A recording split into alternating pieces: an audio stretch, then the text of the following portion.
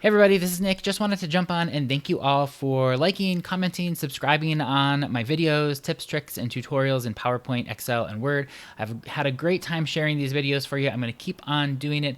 And I just wanted to jump on and kind of do this sort of year in review post. And I probably won't do this anymore just because it's going to get kind of annoying. I don't know where the milestones go, but I made one of these videos after I hit 1 month. So I was monetized on March 5th, 2023, and then I made a video after 1 month of being monetized. And so this is the screenshot that you see right here of that video. It was really funny for me to sort of look back a year ago and watch that video of myself thinking about what the future might be. I thought it would take a lot longer to, make a more substantial amount of money. Still not getting rich on YouTube, but I'm definitely making a little bit more than I thought I would be making.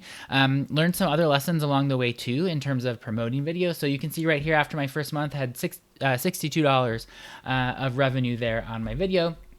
After 1 year of YouTube, this is from March to March, March 2023 to 2024. This is that same sort of view right here in my YouTube analytics page. So in that time, in 1 single year, actually, let's go back in custom. This is actually another thing in your YouTube analytics. You can go over here and set a custom custom time range. So I'm just going to do March 5th, so 2023, and then we'll do March.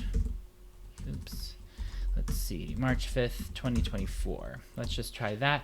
And then I'm going to go ahead and apply that, and you can see right here. So in that time period, I had over 1 million views, 1.1 million views, pretty cool. 22,000 hours of watch time, about over 16,000 subscribers came in that time, and my estimated revenue was just under $2,000 for the year. That's pretty darn awesome. Much better than I thought. When I went back and watched that old video, I said something like, maybe in 10 years time, I'll have $300 a month or something like that. So we are kind of in the $400 to $500 a month range right now in YouTube. One of the things that I've really learned is that posting consistently is the most important thing. So if you're a YouTuber out there, make sure to post consistently, and don't just do it when you kind of want to, or when inspiration strikes. I used to kind of just make a bunch of videos on a Saturday morning and then post them all at once.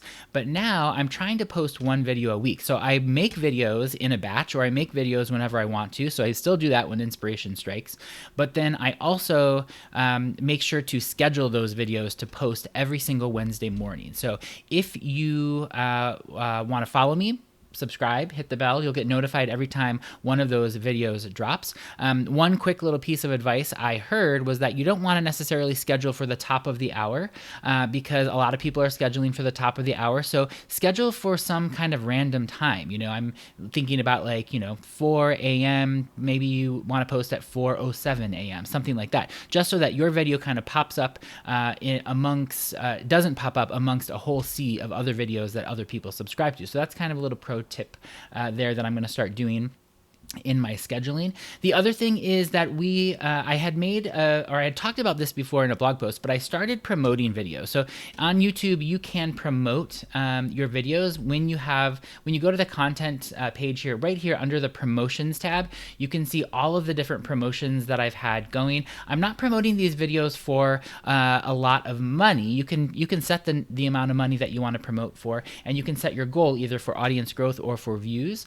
But I'm kind of putting $10 on every single new video that I post, and I kind of like that. And I'll go through every month and just sort of see, which videos I might want to sort of boost up into the algorithm and see how that helps. So I'm not netting all of the money. I'm spending probably anywhere from half to a quarter of my revenue right now on promotions, and I think that's okay. I think at the beginning I sort of thought that was maybe a little bit of cheating, but as I kind of think about it, all businesses use marketing and all businesses pay for marketing. So I just wanted to try it and see what would happen. It definitely does increase my views, and it increases my subscriber growth. I don't think it increases views as much as one would think, but it does increase the subscriber count. So I still want to know from YouTube how that really works, because you can see over here on my promotions, it tells you how many promotion views you have and how many promotion subscribers you have. But when I post a new video for $10, and I do that for maybe 2 weeks time, usually the amount of subscribers that I get is far more than YouTube is telling me here on the back end. So this tells me that I got 2 subscribers from this video, but I think, you know, my subscriber number has gone way up. So I have no idea who's behind those subscribers. So that's kind of maybe a point of caution and something that I would like to test out more sort of in the future. But I just wanted to jump on this video, you know, a year later and let you all know how things have gone. I will continue to post videos as long as it's fun and as long as you find things valuable. Make sure to like, comment, and subscribe. And I don't know if I'm going to keep on doing these sort of you know, annual review type videos. I'm not sure that there's a 1 month sort of benchmark and a 1 year benchmark that I think is kind of interesting for folks to know. Certainly anyone out there who wants to be on YouTube themselves and wants to see, you know, how you can grow. Some other resources that I might give you here for YouTube is vidIQ.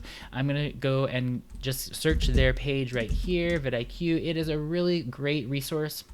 They have so many different videos about for creators about, you know, different things that you should keep in mind, that posting at an odd time, that scheduling posts for an odd time trick. That was something that I just picked up for them. But you can go there, check out their resources, lots of free resources. They have some paid resources that you can download as well. But I've seen some others on YouTube really like their resources and use some of the tips and tricks that they learn there too. So I highly recommend vidIQ. Go ahead and subscribe to their channel as well if you are a content creator. So once again, thanks again for everybody for liking, sharing, subscribing to my videos. I hope you like them, and I hope you like this little you know, sort of year in review video. I'll talk to you next time, and I can't wait to see you all in the future.